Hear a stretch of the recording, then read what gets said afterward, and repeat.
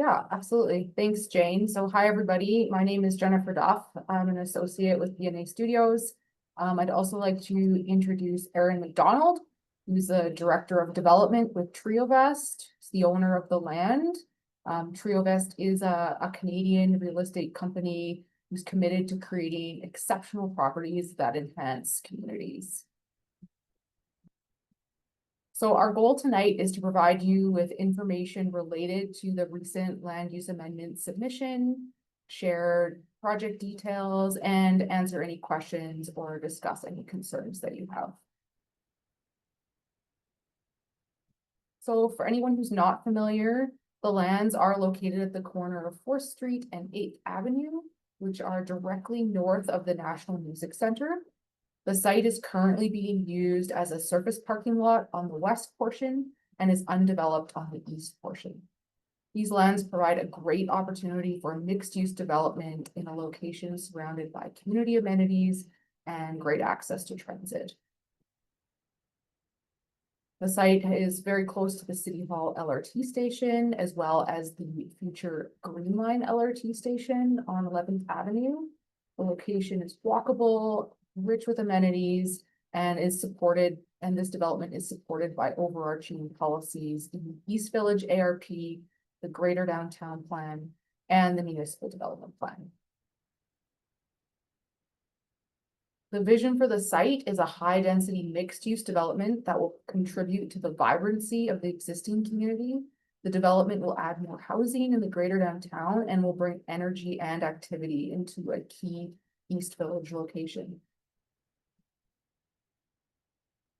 So currently the site falls under 2 different land use districts, with the western portion designated as, and these are very wordy districts, but Center City East Village Integrated Residential District, and the eastern portion designated as the Center City East Village Primarily Residential District. Very similar districts. One tends to be more residential oriented, whereas the western side would account for that active frontage along 4th Street. But more importantly, the current designations allow for the site to be developed to a maximum floor area ratio of 7 on the western side and 6.65 on the eastern side.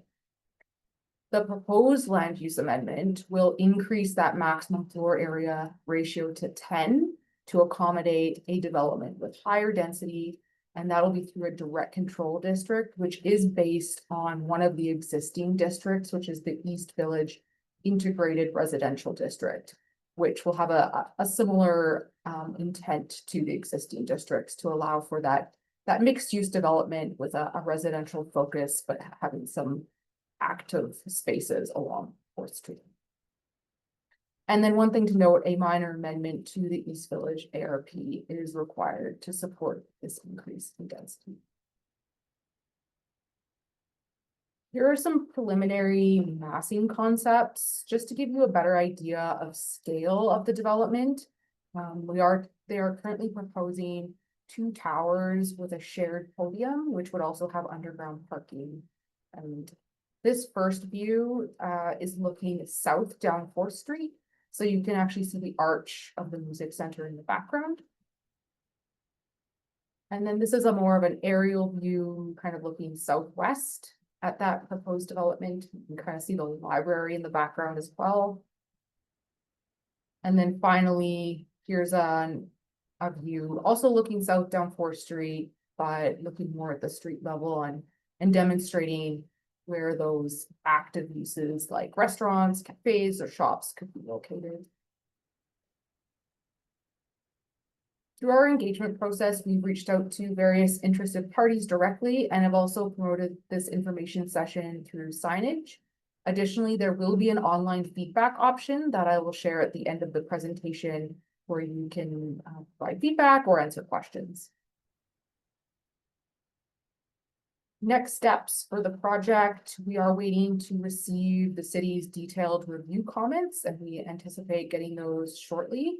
Once we get those, we'll be reviewing those comments and anything we've received from the community, and we'll be considering both city and community comments to revise our submission. Then the application will be resubmitted to the city, reviewed by the city, and then we anticipate a decision by city council in either late summer or early fall. So we'll now open the floor for questions. If you do have any comments or additional questions after the session, please feel free to use the QR code on the screen, or you can email Jane directly at the email provided. And thanks again, everybody, for coming out tonight. We appreciate it. Yeah, thanks, Jen. Yeah, as she said, we are opening up the Q&A portion of the session. Just a quick reminder for everyone, there's a question or a Q&A function at the bottom of your Zoom app or browser window where you could submit your questions directly to us. My window just closed up on me, but I do not see any hands or questions yet, but oh. All right, it looks like Alexandria has a question.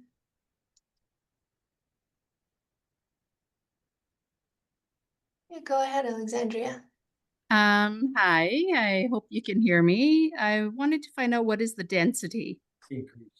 Increased density proposal. Yeah, so currently the site allows for a floor area ratio of 7, and floor area ratio is a relationship between the size of the parcel and the amount of floor area you can build. So if you take the entire site area and you multiply it by what is called the floor area ratio, you get your maximum gross floor area. So currently it's 7. So the site area multiplied by 7 gets you your maximum floor area you can build. That's on the western portion, and then the eastern portion is 6.65. And this land use amendment would increase it to 10. I'm just a layperson who lives Yeah. in the neighborhood. What? How many people are you talking about? How many houses or residential units are you talking about? Approximately. Yeah, so the exact I know it depends on all your approvals and things, but what is your proposal at this time? Yeah, and maybe Aaron can elaborate a little bit, but the exact number of units would be determined at the next stage in the process, would be the development permit stage, which is where we would get into really detailed plans. But maybe Aaron, if you have any insights you can provide on number of units. Yeah, I think right now we're still refining it, but it's around 550 units spread across both towers. The first tower that's being proposed would be slightly larger. We would anticipate around 300 units in that tower, and the remainder to follow in the second one. Thank you. Thanks, Alexandria. We've had another question come in about the potential for commercial uses in the podium level of the proposed building. Can the team speak on whether there will be any retail or commercial space as part of this development? Yeah, I could take that one. Right now we're planning for about 3,200 square feet in phase 1 only. Phase 2, which would be the east half of the site, would be strictly residential. So 3,200, we anticipate it could host a variety of uses. At this point, we're still early in determining what the exact retail mix is, but around 3,000 square feet. We have another one here asking about the expected heights of the 2 towers in this proposal. I guess what's envisioned in terms of building height for this project. I think we're still determining the exact ranges, but I think phase 1 would be between 25 to 29 stories, depending on how big floor plates are. And then phase 2 would be the smaller of the two, and that could be anywhere from 18 to 24 stories, with a podium that would match the heights of the adjacent area, and also guided by some of the land use principles in the area.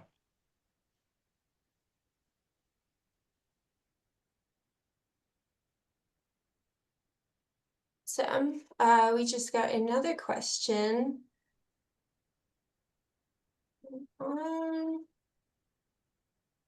Someone's asking if this would be presented again and made available to the neighborhood. Assuming in terms of providing feedback, feedback will be open for, yeah, beyond this date as well. I think the feedback form, and you can also reach out to me. I've sent by email in the comment section. But yeah, there are plenty of opportunities to provide feedback.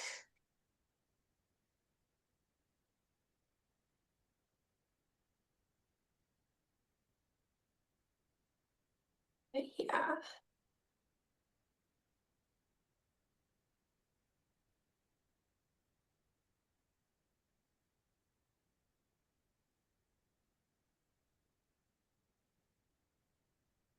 And as someone else is asking about the podium levels, they've noticed that the model appears to show 2 additional levels above the retail on the first level.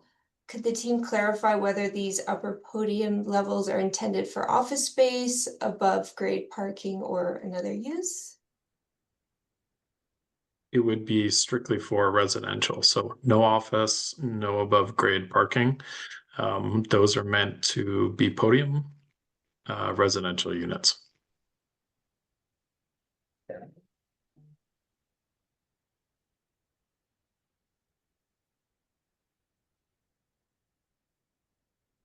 We've got another question. Someone's asking if this will be intended as rental or to own or purchase.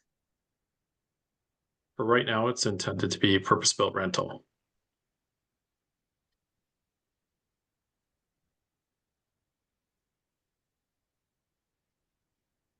And Jen just asked, since it is so early in the development process, once you have your approvals and plan, will it again be presented to the whole community?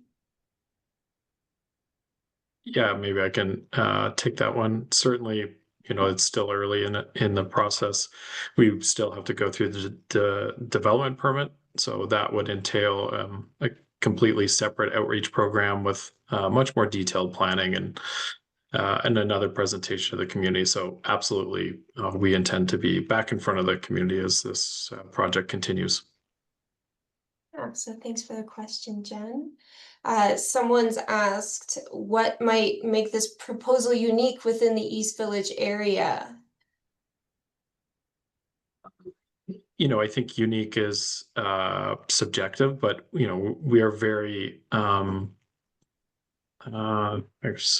we're quite happy with our location, being in close proximity to the NMC. Obviously, that being a landmark is something that we're celebrating. So as we refine the project, we think a lot of the architectural elements of it will be very complementary to the National Music Center. And I think, the location a little bit set back from Riverwalk, but closer to the King Eddie and the NMC, as well as some of the adjacent developments that are occurring in the area will really help put some more population in the backside, of East Village, as opposed to where a lot of the developments occurred closer to the water. And we've received one asking about the rationale for the proposed increase in density from the current FAR of 7. Could the team maybe share some insight into why the higher density is being proposed and what's driving that decision? Absolutely. Like, I think a quick answer is that the city needs more homes. The higher the FAR, the more housing we can provide. In East Village in particular, we're in favor of adding density and residents to the area. I think a new influx of people helps support businesses in the area, helps, drive tax dollars to the area with more residents. So, I think for us, the density increase really helps justify the investment in the area, and it also aligns with other areas of East Village that are not developing and are not using the density that's been allotted to the site. So, I think as a whole, there's an opportunity to keep and add density to East Village and make it a vibrant destination. So, thanks, Erin. Just waiting on if there are any other questions. Well, we do have someone expressing their support for the proposed increase in density. But Thank no you. questions. Thank you. Appreciate that. So yeah, thanks everybody for taking time out of your evening to learn more about the project. And that's all I have. Yeah. Oh, there is a question I just saw come in. Who is the planner assigned for this project? It's Ross McMahon with the city. If you go to the city's development map, you'll be able to get his email address. Mhm. I'll share the link to the DMAP in the chat as well.